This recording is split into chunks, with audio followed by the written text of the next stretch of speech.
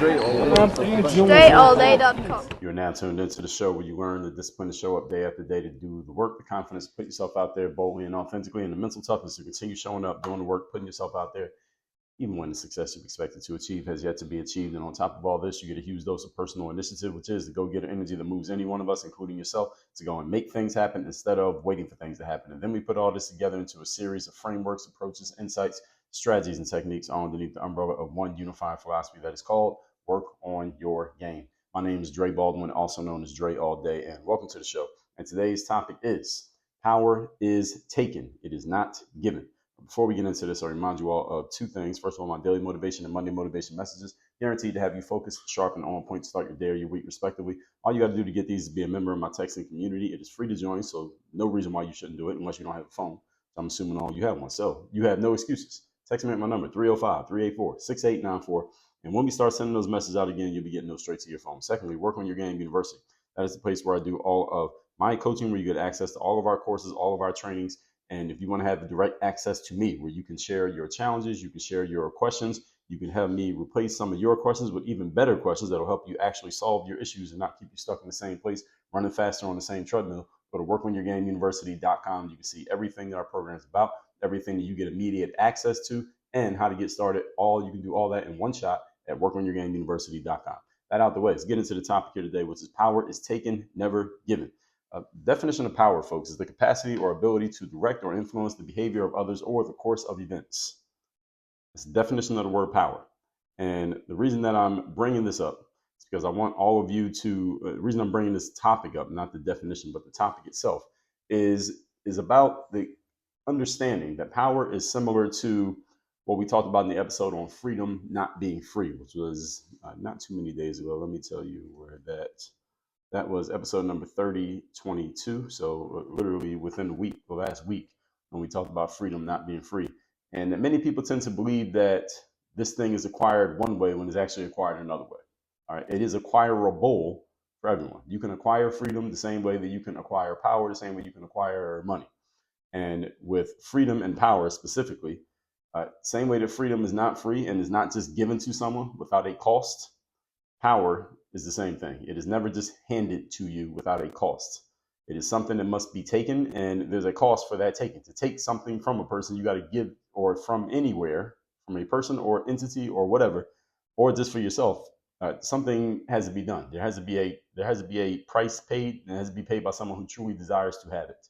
When we're talking about power, same as with freedom. So today I'm going to explain how that is, and I'm also going to tell you what you can do about it. All right, any of you interested in that? Good. Point number one. Today's topic, once again, is power is taken, it is never given. Number one, those who wish to come into power must be willing to take it. All right, let's just establish this as a simple baseline. Those of you who are maybe new around here, let me help you understand something. Anything that I talk about when I'm talking about anything that has to do with change, and growth is a form of change. Getting worse is a form of change as well. Any form of change that we talk about starts with a mentality, especially positive change. Positive change always starts with a mentality. You can change in a negative way without thinking about it, because if you just do nothing, then the law of entropy will change you, but it will change you for the worse. But if you want to get better, you must be conscious and intentional about it outside of the process of puberty. Puberty, you will grow and get better without trying. Your body just develops and grows. Your brain develops and grows. But after puberty and outside of puberty, any change that a human being makes must be conscious and intentional. This means you have to be thinking about it. You must desire it in order for it to happen. You desire to be powerful, you must desire it consciously, and you must be intentional about it, and you must take intentional actions around acquiring it. It will never just come to you just randomly. It doesn't happen. Okay? Rarely is power handed to a person. And one of my favorite books on mindset, it is called Thick Face, Black Heart. It's written by an author named Chin-Ning Chu. She is from, this is Eastern philosophy mindset. And again, you should read this book. It's written in a Western way, I guess you could say, but she is from China. And she talked about how anybody who, for example, as an example, she said, if you wish to be emperor of China, you needed to be, or maybe even today, I don't know how it is today, but you needed to be back in the day, willing to kill or be killed in order to get that position. If you weren't willing to kill people to be emperor, you would never become emperor. And if you wanted to be emperor and you weren't willing to kill in order to become emperor, you would get your own head chopped off for having that ambition, but not having the killer instinct to execute on that ambition. No pun intended. So history proved her correct. Any of you knows anything about the history in the East? That is how it is. And a lot of it in the West as well. Now, I'm not telling you you have to go around chopping people's heads off, but you better be willing to go as far as necessary to get the power that you want, as the ability to influence people and events is not just handed out indiscriminately to people who are not serious about having it. When you're serious about having something, that means you're willing to take serious actions in order to get it. And you're also willing to take more serious action than someone else who also wants it, because everybody can't always get everything. Now, we do live in a world of abundance, but there are still some limitations, meaning there are certain things that exist in serious limitations. Or if there's a couple of pretty girls at the bar, let's say there are 3 pretty girls at the bar and there are 15 guys at the bar, okay, at least 12 of those guys are going to go home without one of the pretty girls, if you get what I'm saying. Unless the girl happens to take 2 guys home at the same time. All right, let's just assume that she's only taking one, if any. Or at least 12 of those guys are going home unhappy. You get what I'm saying? So there is a limitation out here in life, and you must be willing to do what's necessary to get what you need. And what's necessary means going above and beyond your competition, whoever and whatever that competition happens to be. And the competition could be a thing or a situation or a thought, if not a person. Could be a combination of those. You have to be willing to go further to get what you want. And the ability to influence, again, power is never just indiscriminately handed out to someone. Only way power can be handed to you is if you happen to, let's say you're born into a fortuitous familial situation. Maybe that's one way power can be handed to you. But other than that, it doesn't happen. And power is but one topic that fits this description that I'm giving you here. But anything in life that you truly want, again, you must be willing to take it in order to have it. Just in case nobody hands it to you, you must be willing to take it. And if you are not willing to take it, then your only other options are hoping that someone hands it to you. And we know that hoping is not a strategy. Or you just living the rest of your life without having it and coming to terms with the fact that you will never have it because you weren't willing to take it. That's how it works. And for the most part, these things are not going to be given to you. Point number 2. Today's topic, once again, is power is taken, never given. Number 2, although we are in the era of collaboration, this is something that I have talked about extensively. Collaboration, especially in the business world, is one of the great things you can do for your business, to collaborate with others. Life is still an ongoing competition. In competition, people are looking to defeat you, not help you. And you need to understand that life is a competition. No matter how much collaboration you do or how well it's going for you, you are still in competition. In competition, people are looking to defeat you. And I would suggest that you approach life with this mentality.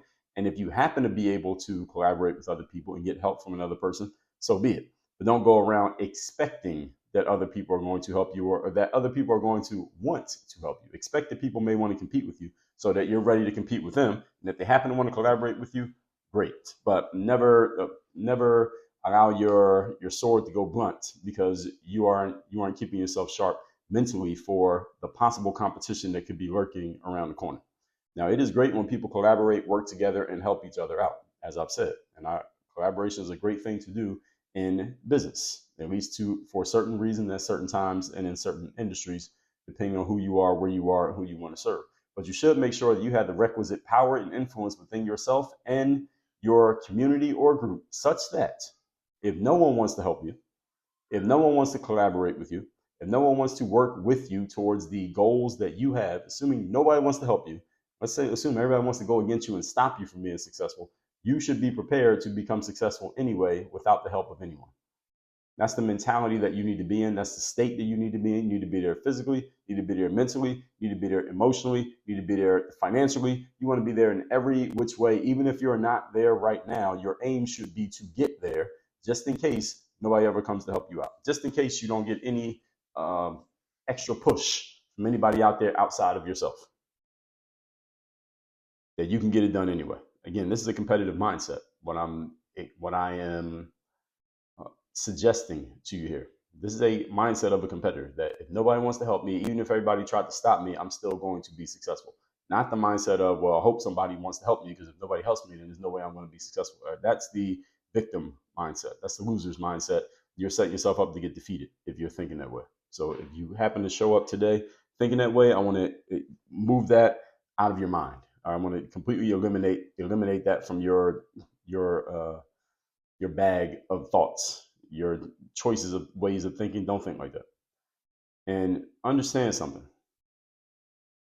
People will be trying to take what you have when you have things that other people want, especially if you're dealing with a scarce resource, which is usually the things that people want the most. Things that are most scarce, people want the most. If someone sees something as a scarce resource, even if it's not true, such as money, for example, money exists in abundance, but people look at money as if it is a scarce resource. This is why many people are loath to part with their money, or they are hesitant to spend money, or hesitate to invest in things, or they will try to take money from another person as if that's the only way that they can get the money, when that's literally not the case. But since people see it as scarce, then people are willing to do things in order to get money in dishonest ways. So that means people try to take something from you if they see that you have it. Okay. And once you have something that seems to be scarce, attention, fame, happiness, success, accolades, money, anything else, people will try to take it from you. Again, because they see it as, okay, this is the only way I can get it. There is a budget at a job, for example, for how much money can fit under the payroll. So even though money itself exists in abundance, in certain spaces, the money is limited. There's a budget.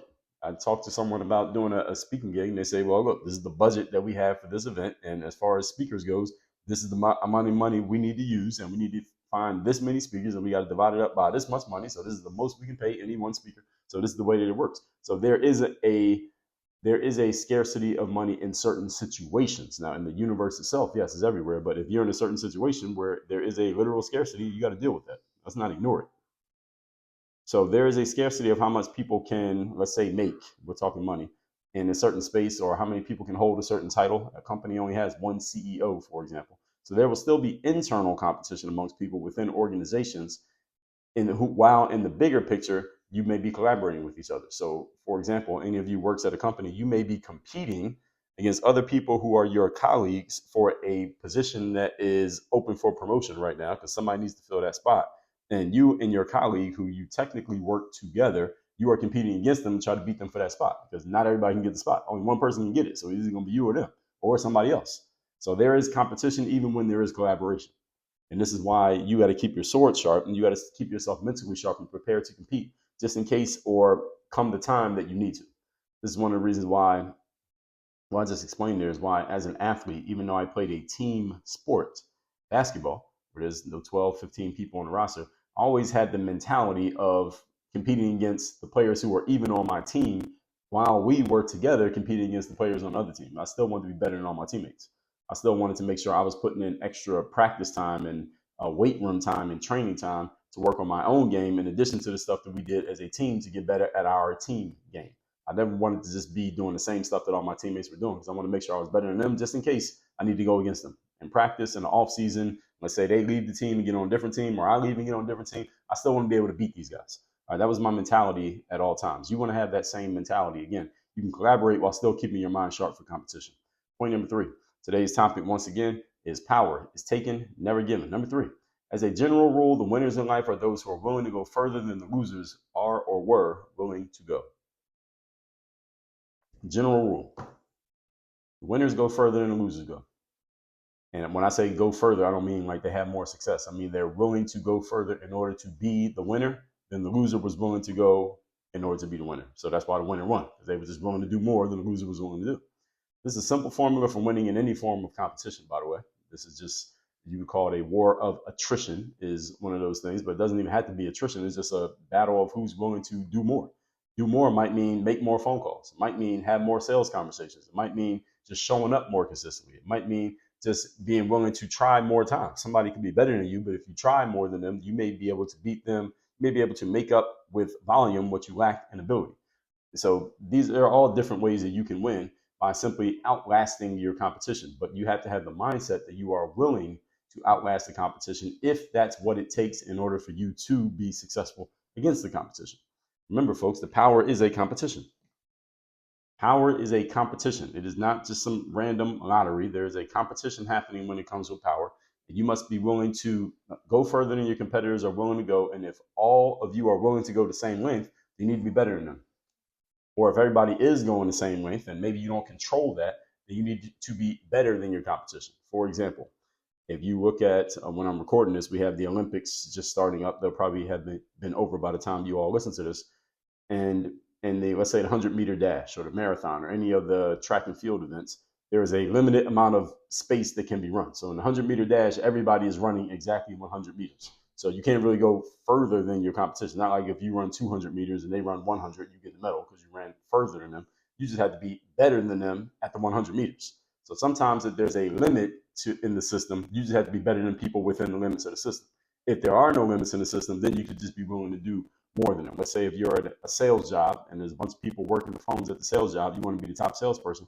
One of the things that you can do to go further is you just make more calls than everybody else. You can follow up with your prospects more than they do. You can follow up with your customers, the ones who bought from you, and get referrals from them more than they do.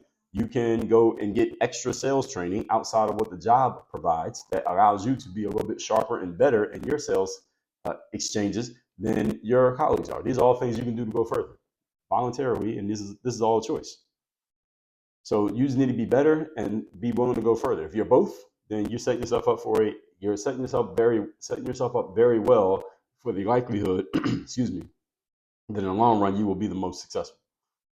So if there's the same length, you got to be better at them. Another example is a boxing match. Right, both fighters are ostensibly prepared to fight the full 12-round distance. Right, if you ever watch a boxing match, both fighters know there's a 12-round fight that they're training for, so they should know that the whole time. But if you watch boxing, you will notice that one fighter may tend to fatigue and tire a lot more as the fight goes on than the other one does. And then the fighter who is in better physical shape, they are better physically conditioned. What they do is they start taking control of the fight later in the fight and might knock the opponent out, or they just win a bunch of the later rounds and they end up winning the fight because they won the end of the fight because the other fighter just wasn't as prepared maybe as they thought they were. So, or as prepared as their opponent was, actually, is the more important way to put it. So the better fighter or the better conditioned fighter can win all those later rounds or knock his opponent out and they end up with the belt, even if the other fighter might have actually had more skill, but they only had skill for maybe 3 rounds worth of skill. And then from rounds 4 through 12, their skill started to fade because they got fatigued. Their skill wasn't as useful, and then they end up losing the fight. That happens. It happens in life, it happens in business, it happens in the ring. So let's recap today's class, which is power is taken, never given. So I've given you a bunch of different ways you can go and take power in your life. Power being defined as the capacity or ability to direct or influence the behavior of others or the course of events. And just like freedom, power is never given, it is usually taken. Number one, those who wish to come into power must be willing to take it. There's an off chance that it may be handed to you, but most of the time it is not. So you better be willing to take it, and then you got to prepare yourself so that you are actually able to take it. Because being willing to do something and able to do it are 2 different skills. Number 2, although we are in the era of collaboration, life is still an ongoing competition. So even though you may collaborate with people, you have friends, you got people around you who like you, and you're helping them and they're helping you, you still should be prepared to compete and go against them just in case you need to. When I played basketball, look at my teammates and figure out if I had to guard that guy, how would I stop him? If I had this guy guarding me, how would I try to score on him? I would look at my teammates like that, even when I was playing on the same team as them, because I kept my mind sharp for the possible competitions that can come up. Because I was always thinking about the possibility of competition. I might have to compete against him in practice today.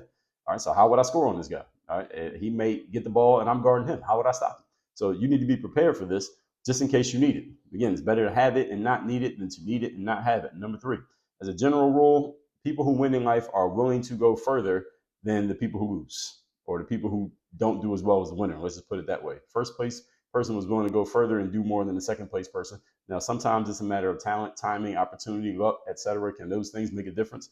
Yes, they do. And yes, they can. And yes, they do. At the same time, you want to prepare yourself as best you can to overcome any of those external factors that might put you in a position of not winning, because we are in a results and performance-based business. So you need to do whatever the business calls for you to set yourself up to be successful regardless of the circumstances that abound. And there are a lot of circumstances that you have no control over. All you control in life for the most part is the 1%. That is your way of thinking and the actions that you take subsequently. The more control you take over that 1%, the more control you have over, the more influence rather, you have over the 99%. All that said, text me so you're in my community. My number is 305-384-6894. It's down below in the description. Also, Work on Your Game University. You want to get access to all of our trainings, courses, and me as a coach. That link is down below in the description as well. Work on your game. Dre